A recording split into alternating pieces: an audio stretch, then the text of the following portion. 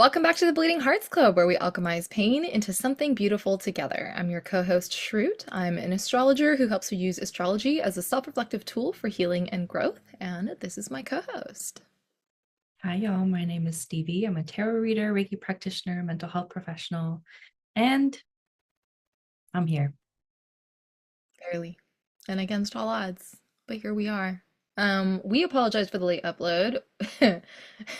We're going through it. We're going through it even today. I am in such a severe dysautonomia flare. If anyone doesn't know what dysautonomia is, it's when your nervous system cannot properly regulate your heart rate because it is confused. And so it sends you into a tizzy and a dizzy at random. The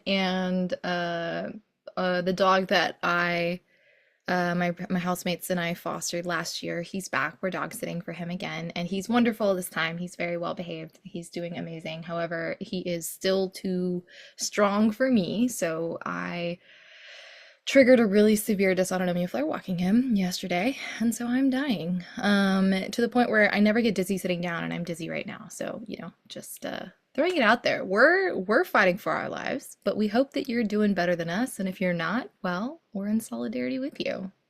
How are you doing, Stevie? How am I doing? Yeah. Yeah. Mm-hmm. Mm-hmm. I've been through. Yep. Yep. Yeah. Mm-hmm.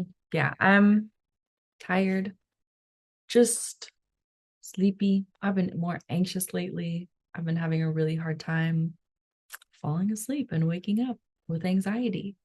And I'm hoping things around me change so that I don't feel this way as much.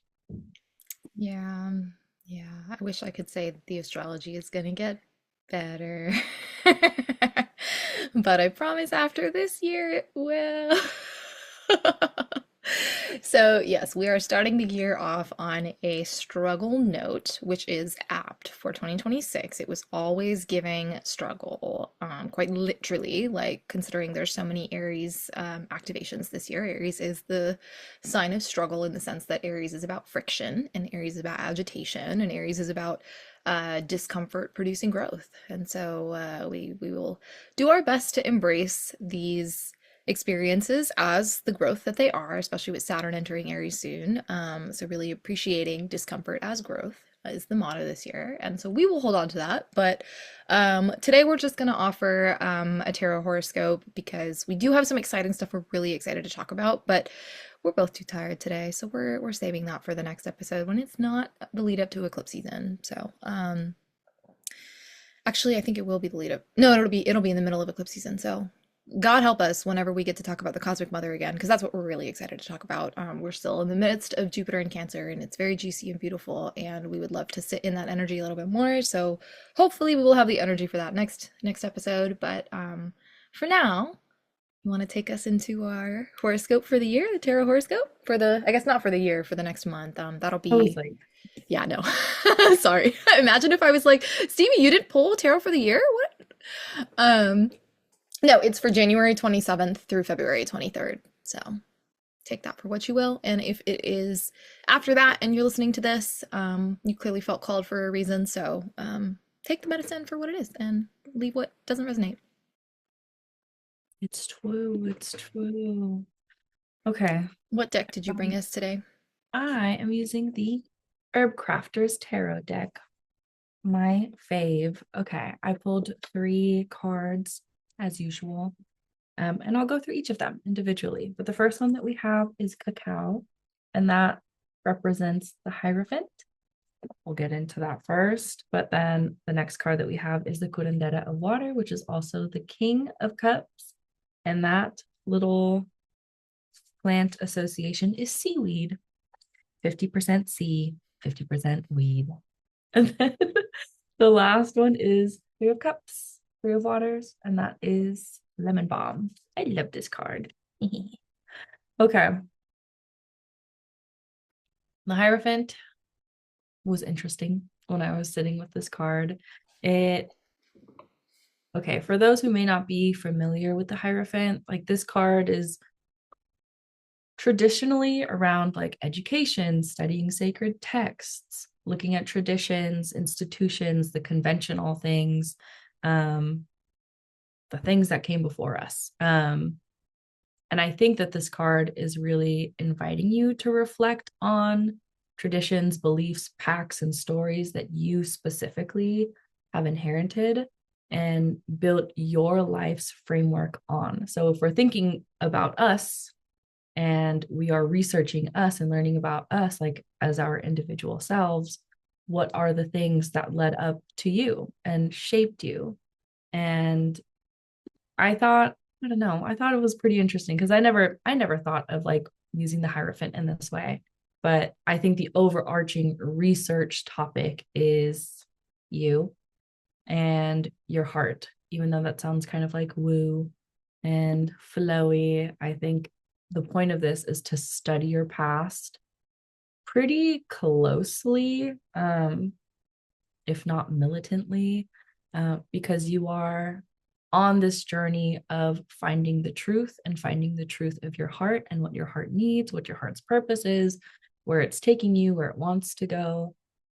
Um, this card feels like, I don't know, there's like a revelation that is in motion, it's happening. There's a search for something different, wanting to know, I think, why things are the way that they are and why you feel so bad in them.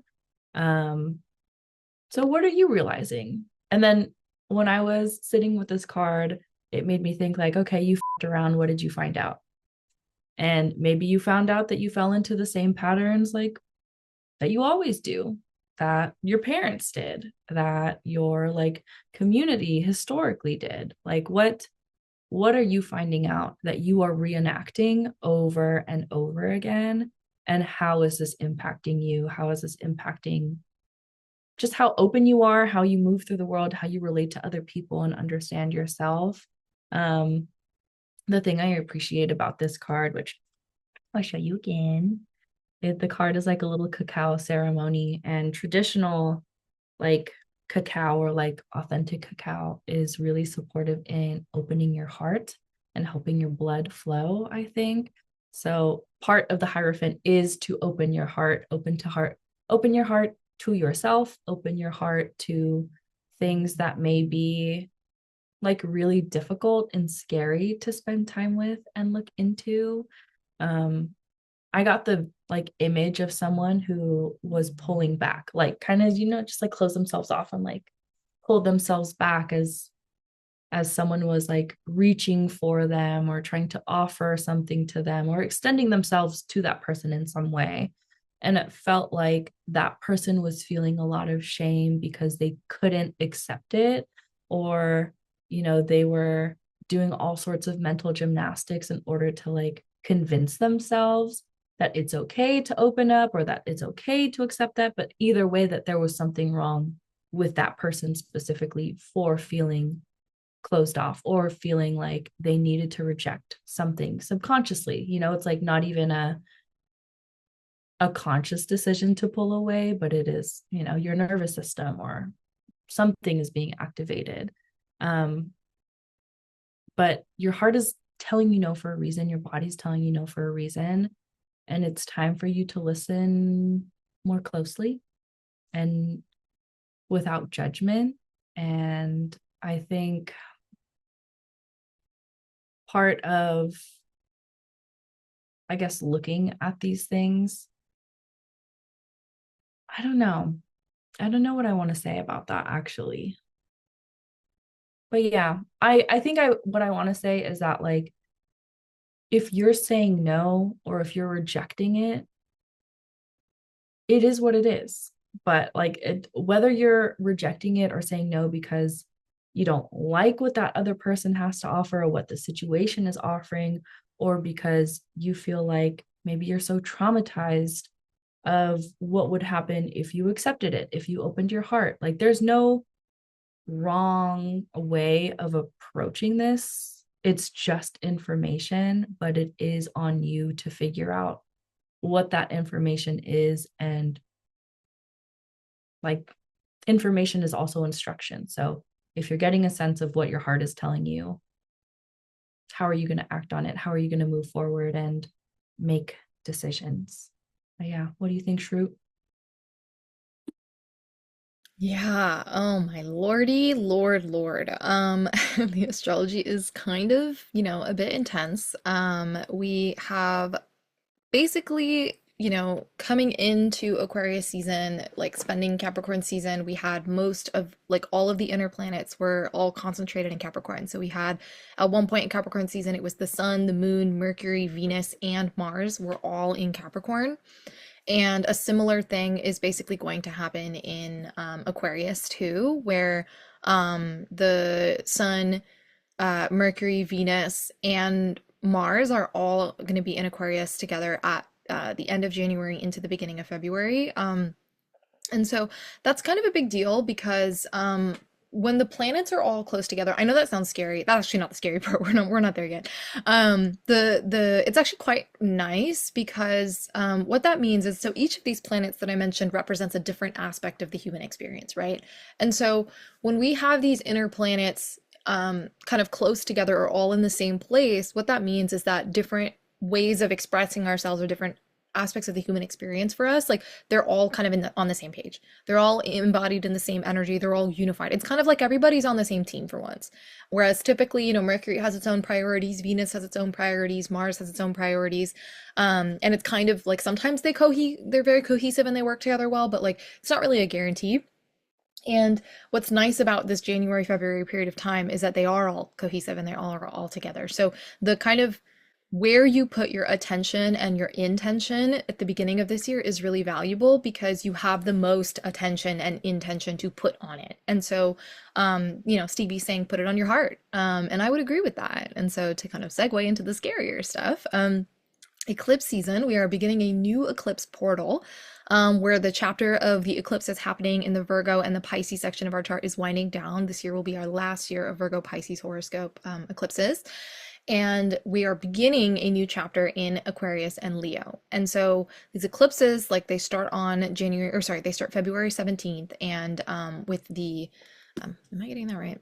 Let me just double check. Yeah, February 17th with the solar eclipse in Aquarius. And then we're going to have on March 3rd a lunar eclipse in Pisces. And so with this solar eclipse in Aquarius, you can expect the portal of your heart to open basically, because Leo energy, which is opposite Aquarius, is the portal to our hearts. Leo is where we connect to our hearts. It's our heart center, and our hearts are really, really magical beings. I mean, the relationship that we have with our hearts, the ability of our hearts to be a driving force in our lives, the site through which we connect to ourselves, each other, the world around us, the site through which we connect to our drive and our passion to kind of move in the direction we want to move in. All these things are kind of, our heart is a central connecting piece to all of this. If we think about it from an anatomical level, like we would not be able to function if our heart was not functioning, right? It's like a very key organ for a reason. It is the conductor that is setting the beat. Ask me how I know. My dysautonomia. It's the beat matcher for the rest of the body. It's pulsing the blood at a rhythm. So it's really important, and understanding that like basically this next 2 years you can expect to be in open excavation with your heart. And so Stevie is, it seems like a small thing that could be easy to disregard what Stevie's saying of, oh, you're closing your heart off to something and you're being kind of avoidant about it. And it is a source of shame. There is something in relation to the way that you've been brought up or your childhood or frameworks you've been exposed to in your life that have shaped why you are closed off to this specific area of your life. And I'm here to warn you that this is not going away. This is a 2-year project, and this is the door opening on the 2-year project. So I really encourage this month, when all the planets are in Aquarius and you have a lot of focus of energy and intention and attention, focus it on what are the ways you can support yourself to go through this process of excavating your heart and really redefining your relationship to what's going on in your heart. What's going to be the thing that supports you the most? So I would really be thinking about what are the systems of support that you can work on building for yourself now, while you have that kind of focused concentration of energy. So an example for me is like with my dysautonomia, like it's the perfect example where dysautonomia requires you to slow down. Because if you sit up too fast, if you get up too fast, if you use my arms too fast, if I do anything too fucking fast, then I'm fucking laid up for like 3 weeks, where any little thing is going to trigger my dysautonomia for like 3 weeks. And I'm just literally grounded until my nervous system decides it's ready to calm down again. So it's like preventative steps for me to not be on my ass with my dysautonomia is to just slow down. And so I took that lesson yesterday. I said, okay, that's what I need to hear. I need to slow down and I need to make sure that this year, in this heavy fire year, in this really intense and aggro and agitated and friction and generative year, I need to be centering, slowing down, and I need to be building the systems, whether it's mental systems. So, for example, for years with my disability, I would, because of my endometriosis, would be too painful for me to use all my abdominal muscles to get out of bed. So I used to just use, what's the word? Inertia. And I would roll myself out of bed, and I would just use the momentum that I could generate from rolling myself out of bed and gravity to get me out of bed so I didn't have to use my abdominal muscles. Well, now it's time to use my abdominal muscles. I've had the surgery, I've done a lot of recovery, my fascia's, much more responsive. I'm building the muscles in my lower abdominal area. I don't need to avoid those muscles anymore. There's no danger there anymore. But there is danger for me in rolling out of bed. There's so many times that I've stood up, rolled out of bed, stood up and almost hit the ground. Like, so it's like, okay, like I need to change tactics. So it's everything from rolling out of the way I roll out of bed to the way that I talk to myself, the way that I approach my relationship to myself in my life. I need to slow down. Because my heart is telling me it's going to be really, messed up if I keep getting flared up and triggered by my dysautonomia. So that's my example. It's quite literal. It's quite physiological. Is anybody shocked? I have Aquarius in my first house, the house of the body, or the house of the body, the house of relationship to self. So for me, it's quite literal, but I would just think about what is the thing you're avoiding, because I've definitely been avoiding slowing down. I am a Speedy Gonzalez. I do not like to slow down. And so that's my project, that's what's been, I've been avoiding, and that's what I need to really sit with. And so if I need to slow down, well, why don't I want to slow down? Well, slowing down fucking sucks. Like, slowing down is so boring. Slowing down is very unstimulating. Slowing down is very, um, it requires so much effort and work, and it's going against the grain of so many things that are normal in my life. So it's like, okay, I need to build systems that reward, one, I need to reward slowing down.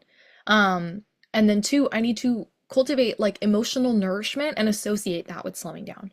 And so I don't necessarily have the answers of how I'm going to do that yet, but like I said, this is a 2-year project. And so this is kind of how I'm starting. It's understanding that I'm avoiding confronting the neurological wiring that is exacerbating my dysautonomia, and that I need to confront that neurological wiring by building slowing down into my life with my actions, with my thought processes, with my habits, etc. And that I need to figure out, in the parts of that I struggle with inherently, how can I build emotional nourishment into there? So that's kind of my framework that I'm using, and I'm going to allow the events of the eclipses unfold in a way that supports my like understanding of like, okay, depending on what happens, I will use it as information to figure out how to best emotionally nourish and support myself in my ability to slow down. So hopefully that is clear on how you could translate that for yourself, but you want to really take Stevie's advice of like examining what are you closed off to right now? What are you feeling like rejecting in your life or about yourself? And where can you develop a little comfort and safety around at least cracking the door open on confronting this stuff, because understanding that like avoiding it isn't going to be feasible for the next 2 years. This is going to be something that's front and center for you. And so you might as well face it and cultivate some tools and support systems to help you through it. So. Oh yeah, yeah, Shroot. I'm thinking a lot about something that I've been chatting with Shroot about. Shroot and I have a internal family systems workbook that we're doing a little book club for. And one of the meditations that it has you do is to connect with a part, like it's parts work. So like all these different parts of you that exist in you that have shaped you take over the wheel sometimes. But this meditation is around just thinking about a chore or a task that you have to do regularly. Whether or not you do it, it's something that you have to do. And just noticing what it brings up for you. And I noticed so quickly that once I sat down and just thought about laundry. I'm serious. It was so quick in my brain of just like thinking about laundry and then getting images of what it means for me to do laundry, which is like sorting through mountains.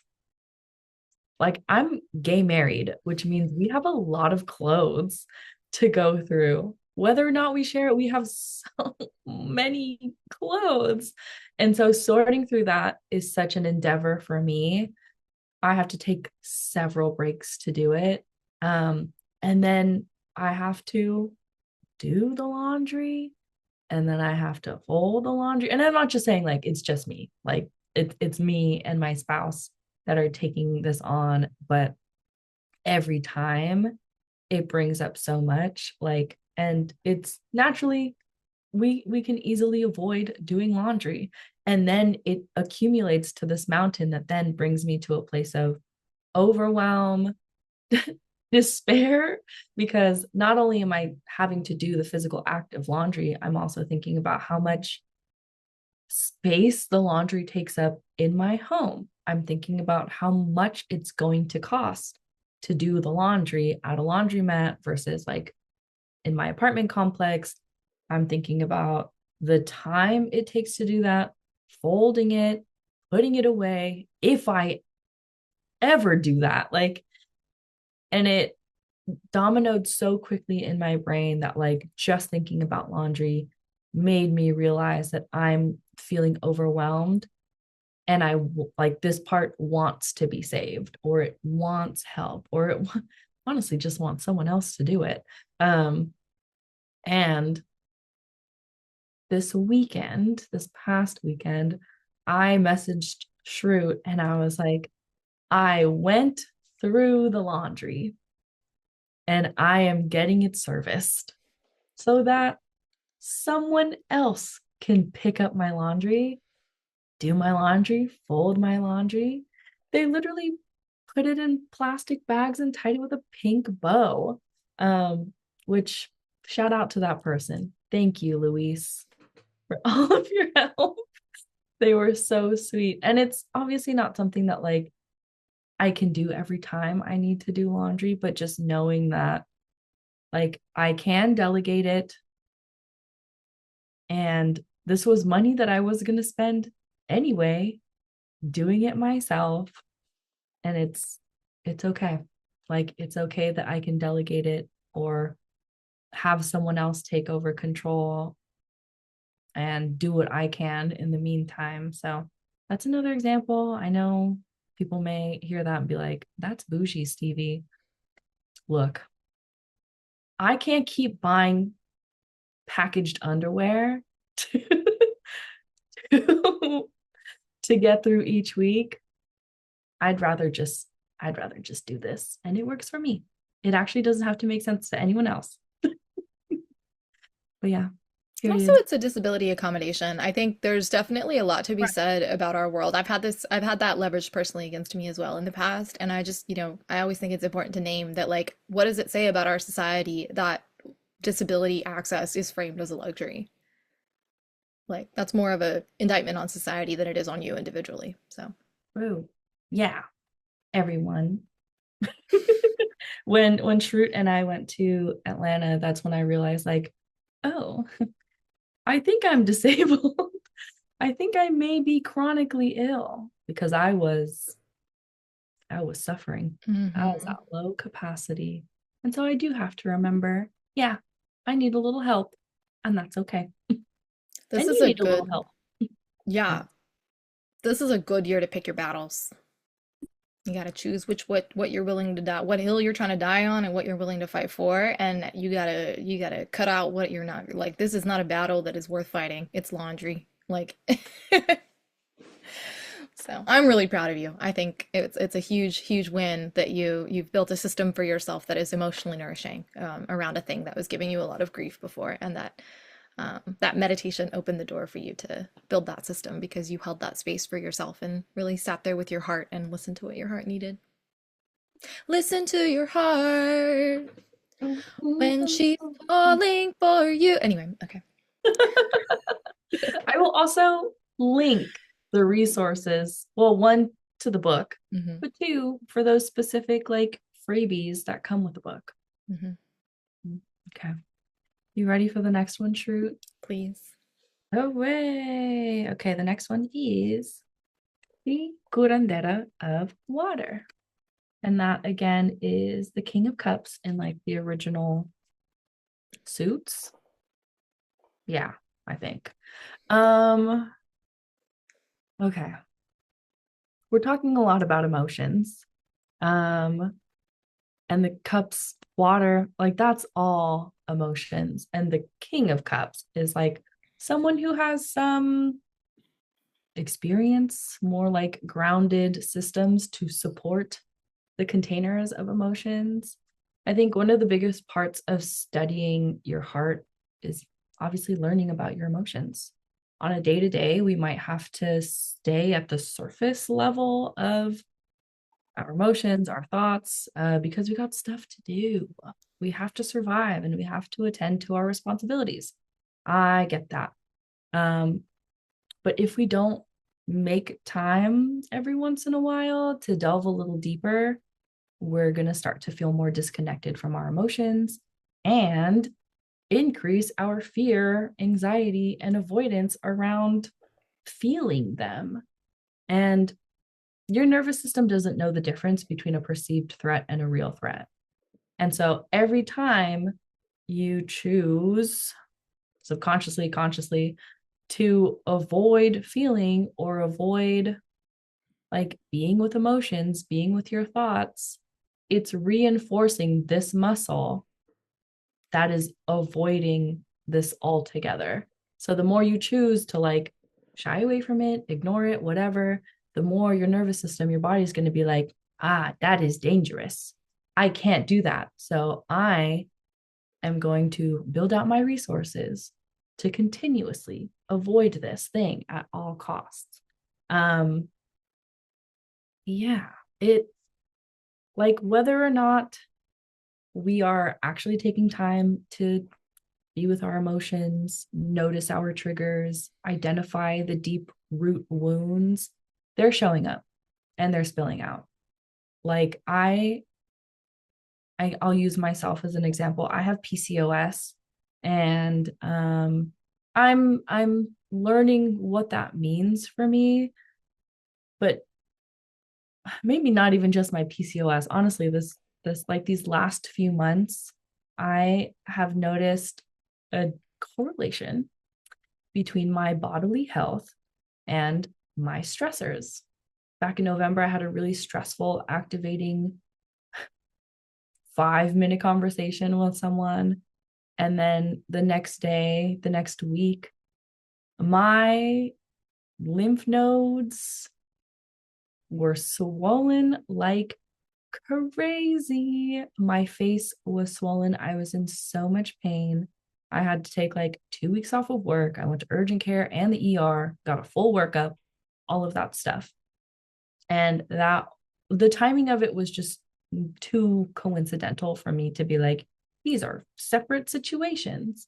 And even now, I'm noticing myself being way more anxious about things in my life. And I low key feel like I can feel the cysts on my ovaries more than I ever have.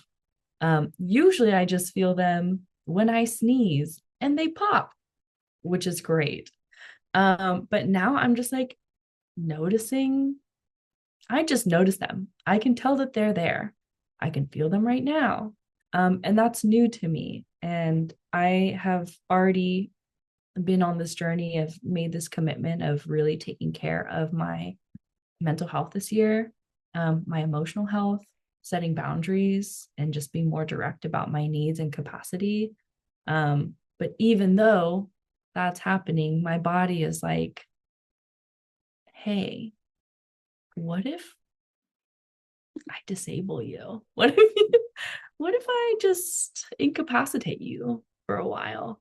So I'm nervous to see what unfolds. But anyway, that's just my little anecdote. Like I can't even imagine what spilling out looks like for you right now. Sometimes it could be honestly being mean to people, um, lashing out at people, avoiding work or avoiding conversations, isolating from people that you genuinely love and care about, or maybe self medicating a little bit more, or, all of these things. It could be all of these things, or it could be stuff that's happening with your body too, that you're just like, well, my body's doing something weird anyway. I'm going to ignore that.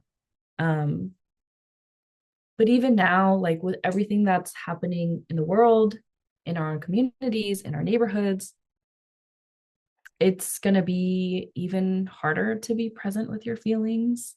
I always get this image in my head of like, what would happen if I truly felt my feelings, because my brain and body are disconnected. And honestly, I can like logically feel like I'm scared of this. I want to avoid this. Like I know that like things are fucked up and I'm scared of it, but my body, like I can't access like the embodied feeling of it. And that is a protective mechanism for me. But I always have this image in my head of like, what happens if my body and my, emotions, my brain sync up? Like, I just see myself screaming, like, like having a new level of consciousness unlocked and just being like screaming in horror, in grief, in rage, and all of these things. And I think I just want to say like shit's fucked up right now. Of course you're going to want to avoid it. Of course you're going to want to look away. Of course you're going to try not to think about it. That makes sense. The world is scary right now. Things are really scary right now. And you're not alone in this. It may feel like you have to isolate. It might feel like you want to focus, like narrow vision of just like things that make me laugh, things that bring me joy, things that feel good only. Um, but the more you push that away, you push away like the icky feelings, the discomfort, the trauma, all of it, it's going to take over. And I'm sure it has already taken over because, like the first card that we talked about, like these are the pacts that you make with yourself. Like, oh, it's not safe to feel this or to look at it or to acknowledge it. So I'm not going to do it. I'm going to do everything in my power not to do that. It's ancestral, it's cultural, like historical. There are so many things that are happening. And it's not just you and your like lived experiences, it's so many things that are also encoded in your DNA.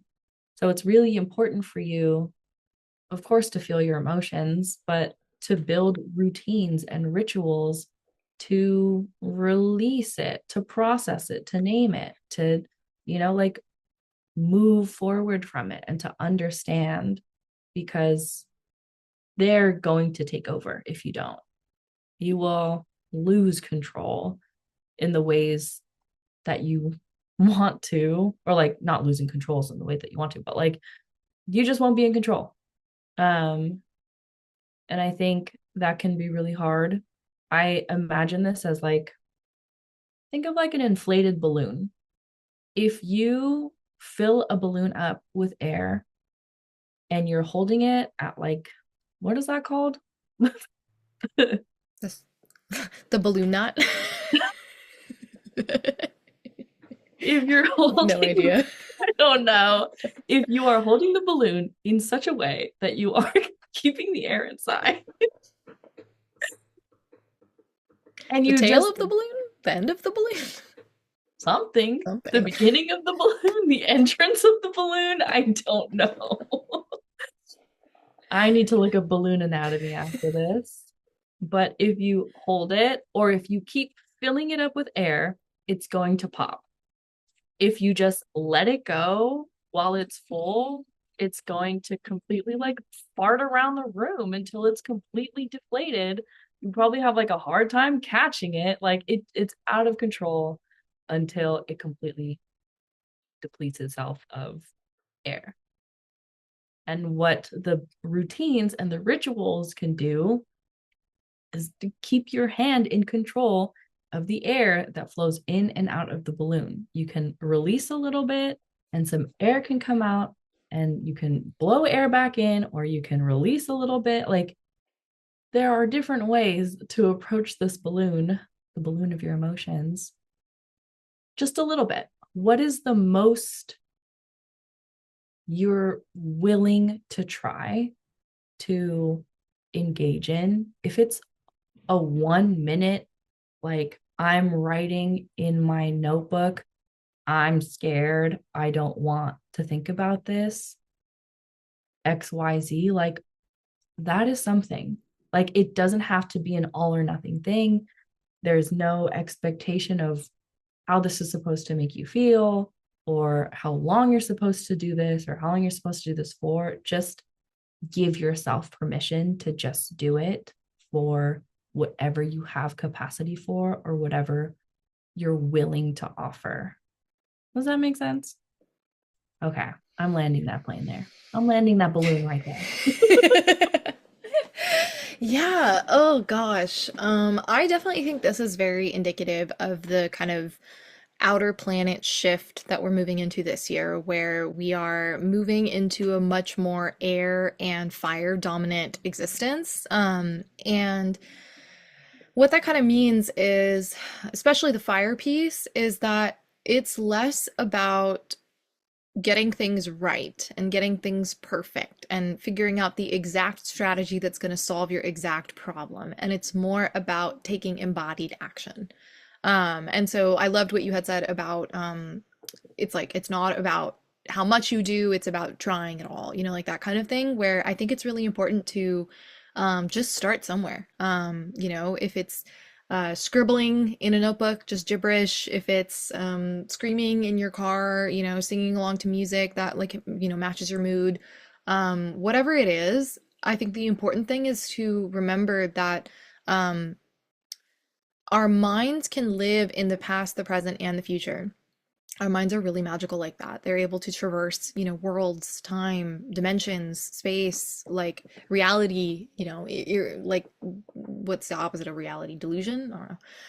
But our minds can travel delusion, no problem. So it's like our minds have this incredible ability to be everywhere, everything all the time or whatever. So it's like, in contrast, our bodies exist in the present moment. Our bodies only live in the here and the now. And so a lot of times we are trying to relate to our bodies from the positionality of our minds. And, we were rewarded by that in our society in a lot of ways. Our society was set up to encourage and to inculcate that behavior within us. Now, moving into such a fire heavy world where right now Neptune is already in Aries officially for good. And Neptune is the planet that rules dreams, illusions, paranoia, ideals, visions that you have for the future, your dreams, all that kind of like very woo woo stuff, altered states of consciousness, like anything really woo and out there. It's definitely the Neptune's realm. And it's in Aries right now. And then, Saturn is going to be closely following, I believe, on the 13th of February. Saturn is going to follow into Aries as well. And yeah, the 13th of February. So it's like we'll have this Saturn Neptune conjunction in Aries for basically like, those are going to be present in Aries for the next 2 years. No, sorry, the next 3 years. Saturn and Neptune are going to be in Aries together. And then Neptune is still going to spend the next 15 years in Aries, regardless.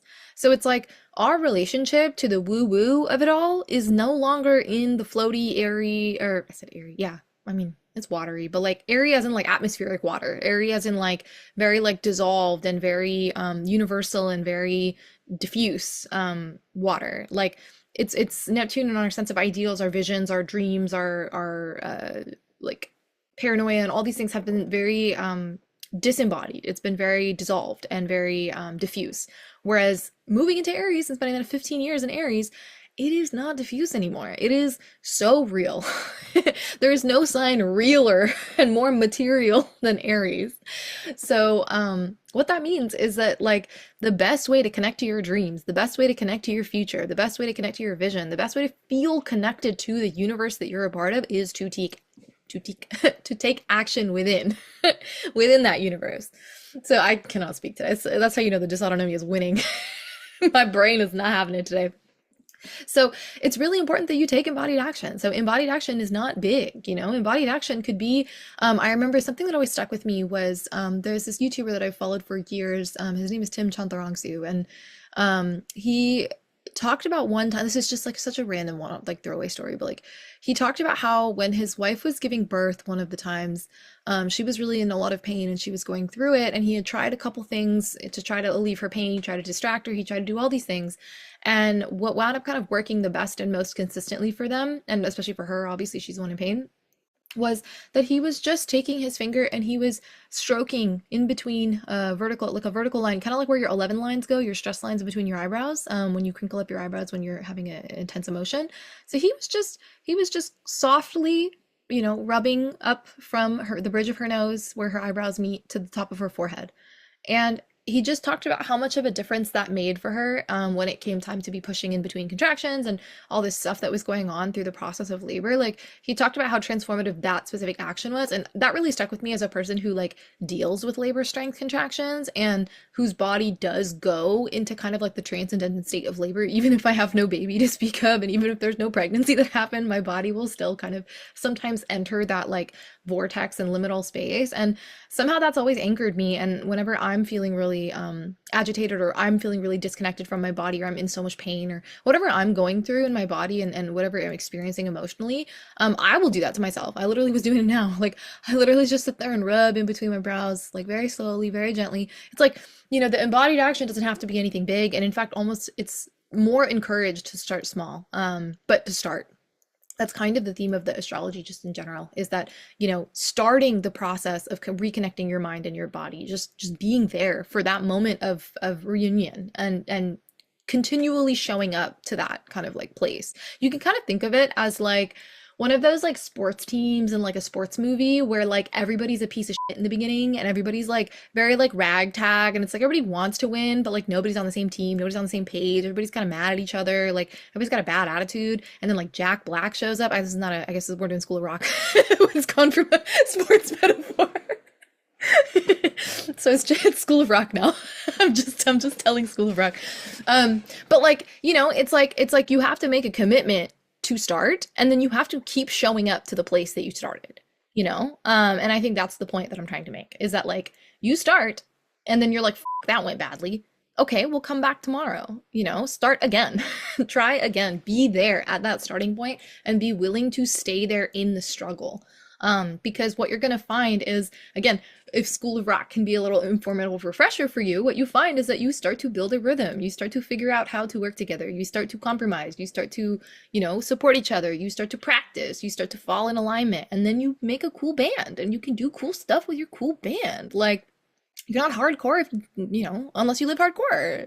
So that's kind of the theme for this year, is you kind of have to live a little bit hardcore, in the sense that you need to like be where your body is. You need to bring your mind down to the level of your body. You need to speak the language of your body, and you need to really commit, and commit to keep coming back to that starting place. Even if, like, let's say all year goes by and you don't leave that starting place, you're just there. You're just stroking in between your eyebrows, and that's the most that you can do for yourself. Do it. Do it anyway. Don't let the struggle stop you from continuing to show up for your body, because your body has carried you through every single year, every single moment, every single second of your life, and it deserves the same from your mind. It deserves the same level of care and consideration, and acquiescing, or like, your mind catering to the language that your body speaks, and your mind learning to come, like, another example that I give of this topic that really sticks with me is that Zoran, the mayor of New York now, he, whenever he's speaking to children, he always gets down on their level and speaks to them eye to eye. And that's exactly what I'm talking about. It's like, you need to get down to the level of your body, and you need to connect with your body in a meaningful way, eye to eye. And that's going to bring you so much abundance. That's going to bring you so much support, to give you some encouragement, Stevie, of what you shared. Like, I think in a lot of ways I'm on the other side of that. I think I have reconnected my mind and my body, and I have been putting in this work for years. I mean, I would say I've been doing it for years, but I really have only started to see progress on the mind-body connection in the last year. And like, I only stopped being bedridden November of 2024. And that was when I think the process of reuniting my mind and body really started. And so I've put in about a little over a year of that hard work in. And I can say, like, My capacity for one, stress tolerance has expanded quite a bit as a result of that, but also my capacity for pleasure and my capacity for, even like maybe a year ago now, like the only thing that my pelvic area of my body knew was numbness, disconnection, and agony.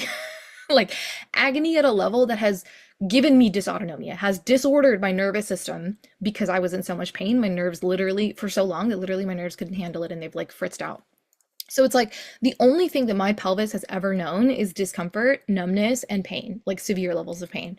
And as of the last year, like my pelvis has experienced so much more than that. I've experienced joy in my pelvis. I've experienced fear in my pelvis. I've experienced uncertainty. I've experienced the like swoop of having a crush. I've experienced like you name it. Like my pelvis has experienced like specifically, I'm talking about the nerves in my pelvis. Like they have experienced so many more emotions with me as I'm experiencing those emotions in a way that I've never experienced in my life. And what that's given me is such an expanded access to pleasure and possibility and capacity for the good in my life, and to really embrace and expand the good in my life. And so this year, so much of my focus is about reconnecting with pleasure, reconnecting with joy. Like my embodied actions are about reinforcing to my nervous system that, hey, like the like horror of what I've experienced is behind me. And now I can focus on building a life that is centered around my joy, centered around play, centered around connection with other people. And that's something that I can dedicate my body to. So I just want to give you kind of like there is something on the other side of like that like chasm of suffering that you feel like you're kind of like staring at the gaping maw of, and that like it is worth it to meet your body where it's at, and it is worth it to um get your body and your mind on the same page, because it's like really it like doubles your capacity like instantly. Like it's like suddenly it's like instead of the whole little team all doing their own thing and being mad with each other about it, it's like they're all cohesive, they're all parts of you are kind of working together for one goal. And it's especially as Libras, it feels so much better in the body when everything is on the same page. And so I really, I have a lot of hope for these chances, as much as they're kind of intense, and they kind of force action. They are basically forcing us to take action on these things that society has kind of encouraged and rewarded us for avoiding. And of course, those mechanisms that encouraged us to avoid them are quite literally breaking down in front of our eyes. They're not surviving this year. And so, do you need to hold on to those, strategies when the reward system that encourage you to hold on to those strategies is breaking down before your eyes? So just think about that and try your best to get on your body's level and meet your body where your body's at. Every time. Yeah. But that leads us into our last card. You ready? I sure am. Okay. Last card. Three of Cups. Wait. Three of Cups, Three of Water, Lemon Balm.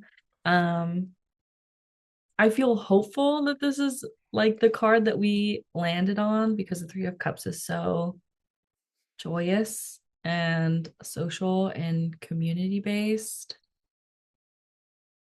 Sometimes it does mean there's a third party in the relationship, but I'm not bringing that in to this reading. But the Three of Cups within the context of this reading is really focusing on making room for joy, making room to feel connected, making room to feel supported by the relationships that you have, the relationships with yourself, with other people, with the world, with the universe, with your ancestors, whatever. I think, given the fact that there are so many things happening right now, and we have so many transits that I don't even know. Shrew calls them transits. I have heard it so many times. I don't know when, I don't know where, I don't know why. I just know that they are assholes. And the things that we see in the world too are just like everything is a lot. Everything is just a wild time. I can't even say is unprecedented. When I think of this card, I think the question that came up for me was, how did your ancestors practice joy, make time for joy, embody joy, lightheartedness, silliness, especially when they were suffering or when they were being oppressed, when they were undergoing so much. And at any stage, I'm not even talking about like hundreds, thousands of years ago. I'm talking about like 10 years ago. 20 years ago, last year. Like, there's so much history in our bloodline. There's so much that we carry in our DNA. And I think that we can focus a lot on our generational burdens, our historical wounds. But what we don't make enough time for or space for is like the joy, the prayers, the dancing, the singing, the fire, like all of these things, the drumming that, like, in so many cultures, we are like praying for our descendants. We're praying for, us as a people in the moment, but we're also venerating our ancestors, praying, protecting our like descendants. I think a lot about this quote that I hear every once in a while where it's just like you're still being protected by your grandma's prayers. And I think that's so beautiful. Because I mean, I didn't grow up with either of my grandmas, but I know they prayed for me. Like, I know that much. And when I do think about it, I'm like, damn, like I am protected by them. Like, or someone loved and cared about me so much that they were thinking about me before I ever existed. Like, even though we were like separated, um, because of XY reasons, but it's really important for you, for us, to make time for joy, to make time for optimism, and to really envision a future where the unimaginable is possible. We have to be able to envision it in order to work towards it, in order to build it, in order to change things around it. And I feel like that's what we're asking you to do, or what we're inviting you to do in that first card of like study, figure out where you're slipping through, where things feel so heavy, what needs to change. Like, of course, it needs to happen on an individual level, it has to happen on a community level, on a broader global level. Like, all of these things are happening. They're not separate from each other, though. Um, and your nervous system needs it. Your nervous system needs joy. Your nervous system needs to be bored, because boredom also means like maybe you're safe enough to be bored. Your ancestors need it, your descendants need it too. Like, at every point, we all need nourishment, encouragement, joy, play, art, like all of these things. We need it. It is so vital to keep us going, to keep us moving. I know that it's really easy to sink into despair. I know I just said all that stuff about I logically know I'm feeling despair, but I'm not feeling it. Sometimes I do feel it. Okay. Sometimes. Um, and I still owe it to my body to remind myself, like, sometimes I can just go to the lagoon with my friends and take a walk, or notice and hang out with the stray cats on my block, which I do, or just like finding some joy, romanticizing the mundane, whatever, because it is such a privilege to, in the midst of all of these things, horrible things that are happening, scary things that are happening to us directly, like, we still have to make moments to remind ourselves, like, okay, in this moment, I'm safe. In this moment, no one needs me, XYZ. And lemon balm, specifically, the herb that's connected with this card, is an herb that you can drink. That really supports you with reducing your anxiety, calming your nervous system, and uplifting your spirit. So I invite you, as I've done many times before, to connect with your community, to connect with your ancestors if it doesn't feel like community doesn't feel immediately accessible or tangible. But keep finding ways to cultivate joy and hope, because that is the fuel that keeps us going, and it keeps us motivated, it keeps us fulfilled and energized, it keeps us capable of building something together. But yeah, that's that card. And yeah, that's me. That's lemon balm. Oh my gosh. I've never cried on this podcast. And what you were talking about Oh. you knowing your grandma's, prayed for you and prayed over you. I think I've experienced a lot of familial rejection for being my authentic self. And um, as a result, especially at such young ages, that I closed myself off from receiving the love and receiving the care from my family as a result. And it was an active effort that I put last year on my trip to India to kind of break down that wall that I had built and to say, hey, like I have agency over protecting myself. I don't have to hold, whoever's rejecting me, I don't have to hold that, but I can receive the love that there is available for me to receive and to be open to that, not just from my living relatives, but from my ancestors as well. And so I set that intention when I went to India, and I was just so poured into. I mean, it like shifted my world on access, the amount that I felt so poured into and so loved. And I think that really opened the door for me to connect not just with my joy, but with desire. And I think that desire is my kind of contribution to this conversation of not just connecting with joy and hope right now, but connecting with desire. Because I had this conversation with one of my dear friends who is trying to conceive right now, and she's like, what am I doing in this world, like bringing a new life in this world, and of course, of there are very practical, real safety considerations that we have to think about in this world of climate change and upheaval and all that. I completely understand where people are coming from and choosing not to have children and having hesitations around that. But, the way I see it and the way that I was telling my friend is that, like, you know, our foremothers did not have a lot of choices in their lives. And in a lot of ways, they maybe didn't choose to have the kids that they had, or, maybe they didn't have a lot of choice around the circumstances of that. But there is guaranteed at least one foremother up your lineage who wanted you, who prayed for you, who desired you.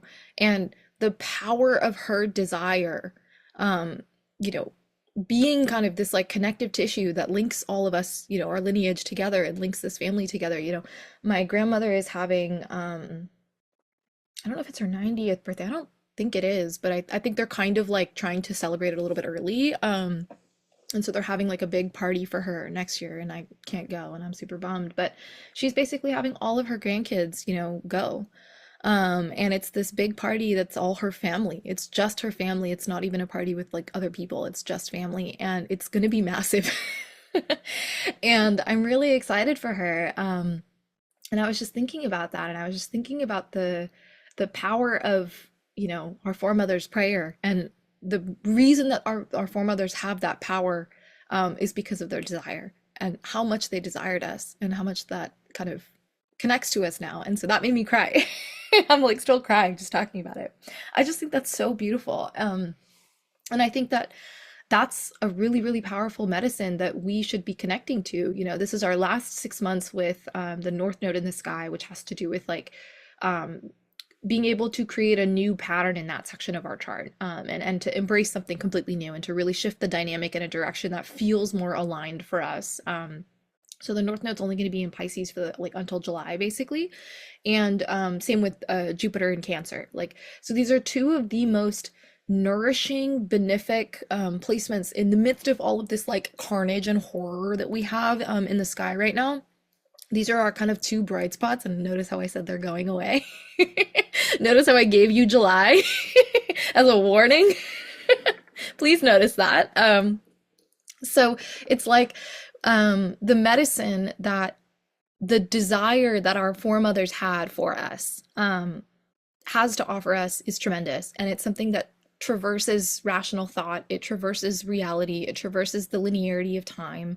But it's still there. It's still something that you can access. Like I said, me, after a whole lifetime of being disconnected from that, I am like bearing, the gifts of that. I'm bearing tattoos representing that. I'm bearing like so many kind of reminders that I cultivated for myself last year, because I knew I knew I needed to resource myself in a way that I haven't up until this point. And I knew that the subconscious universe is an unlimited well of resources that we can tap into when we feel limited by the resources available to us on the material realm. And so I do really encourage this next 6 months, really try to build out your like ability to connect to the forces of joy, hope, desire that are larger than you, that stretch farther than you. And to really like tap into that. So I loved Stevie's suggestions around community and around ancestors, but I kind of wanted to touch on like the desire of your foremothers and the strength of that desire. I mean, my God, like um because our foremothers have been through it, all of us. And yet what they wanted was us. Like, in a world where they didn't get to want very much. It didn't matter what they wanted, what mattered was us.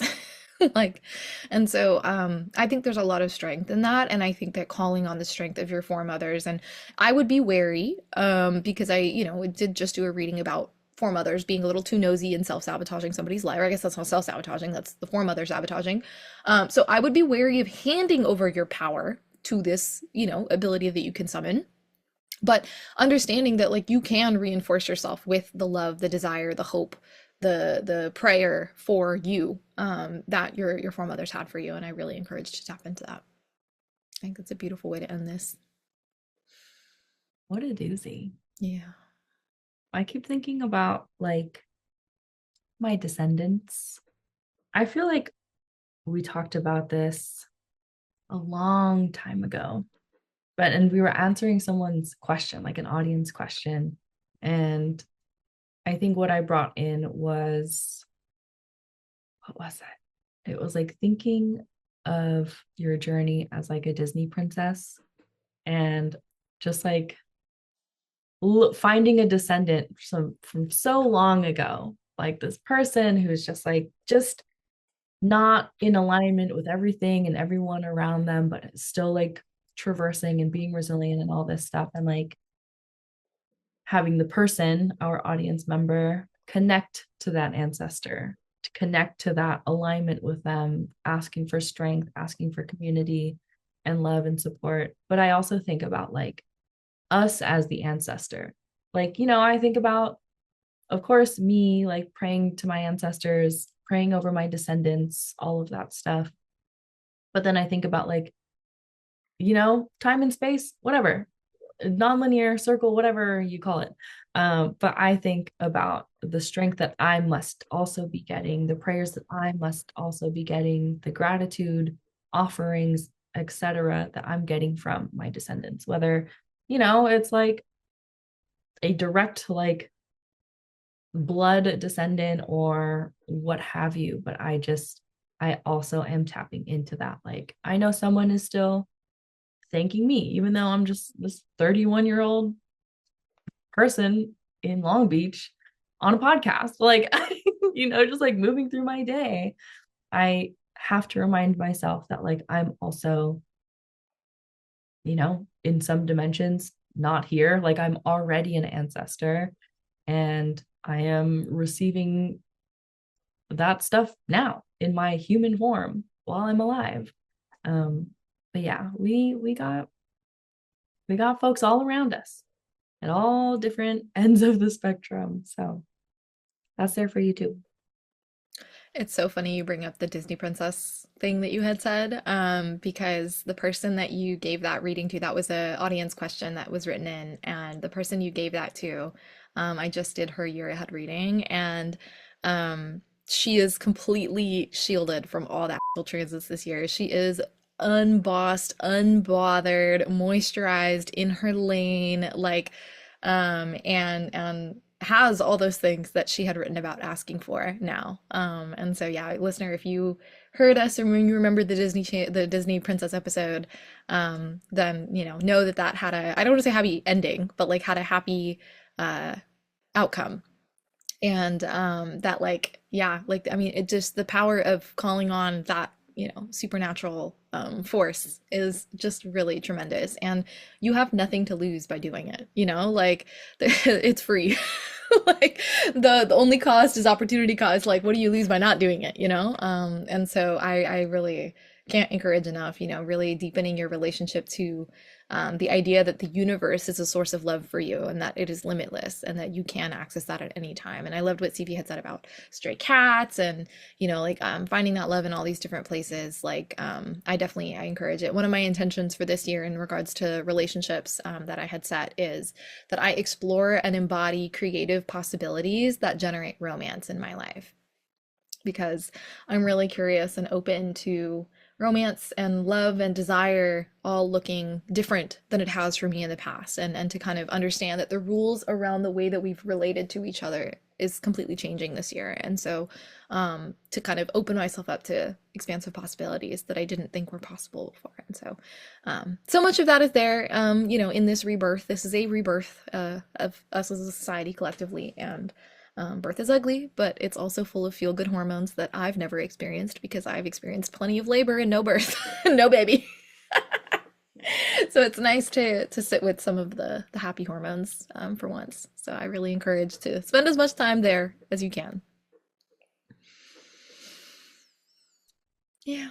I'm so tempted to be like, if you're listening, hit up Shroot. Thank you.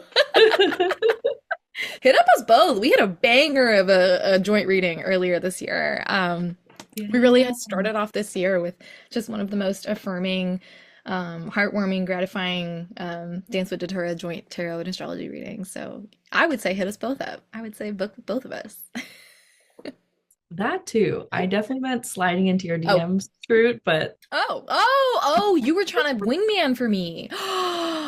That's so on brand for me. I'm like, hustle, business, ooh, service, community. And you were like, no, get laid, girly. True. You can slide in my DMs. They are open. period. Incredible. Amazing. Incredible. Yeah. All right, Okay. y'all. We're gonna call it here. We hope we reach you next season, Pisces season, a little bit more gathered. It already sounds unfeasible considering it will be in the thick of eclipse season. It will be Pisces season. So, maybe we're just embracing the lack of gathered that we are right now collectively. So, we hope you enjoyed this episode and that you come hang out with us next time. Love y'all. See you at some Tuesday at some point in Love it. life. Perfect.